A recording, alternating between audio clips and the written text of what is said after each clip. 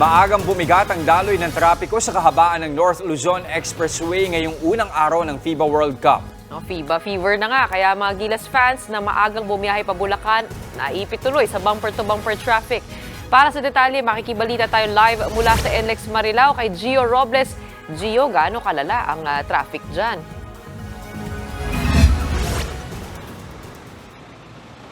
Jester Gretchen, mabagal na ang daloy ng trapiko sa kahabaan ng NLEX northbound bago mag-Philippine Arena sa Bukawi, Bulacan. Kung makikita nyo sa likuran ko, ito yung tukod ng mga sasakyan na umaabot ng halos 3 kilometro. Ayon sa pamunuan ng NLEX, hindi pa ito yung traffic sa FIBA.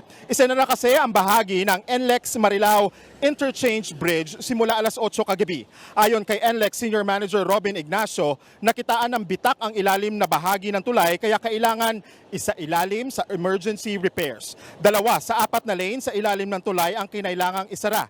Pero alas 9 ng umaga ang target ng NLEX na mabuksan ulit ang ilalim ng tulay pero wala pa tayong kumpirmasyon kung nabuksan na nga. Sa mga papunta naman sa Philippine Arena para sa opening ng FIBA World Cup, asahan nyo na ang build-up ng traffic bago pa mag-May Kawayan exit. Katunayan, may inabutan na tayong ilang basketball fans sa may gasoline station sa Marilao. Maaga silang bumiyahe papunta sa arena galing pa sa Taguig. Kwento nila, halos 2 oras na silang naipit sa traffic. Pero okay lang daw dahil excited pa rin silang suportahan at mapanood ang Gilas Pilipinas mamaya.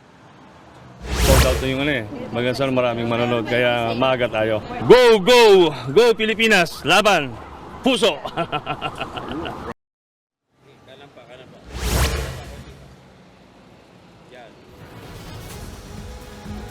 Jester Gretchen, mamayang tanghali pa magbubukas ang mga gate ng Ciudad de Victoria Toll Plaza papunta sa Philippine Arena. Paalala sa mga magdadala ng sasakyan, cashless mode of payment ang ipapatupad na magsisilbing entry nyo doon sa Ciudad de Victoria Toll Plaza sa Philippine Arena. Kaya siguraduhin na may sapat na load ang inyong RFID. Muli papakita lang natin sa mga kakapanood lang natin ngayon sa Good Morning Kapatid.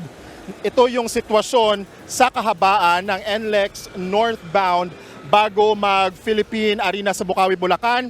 Heavy traffic dahil may isinirang tulay. Ito yung NLEX Marilao Interchange Bridge. As I mentioned earlier, Jester Gretchen, alas 9 yung target na mabuksan pero hindi pa natin nakukumpirma yan.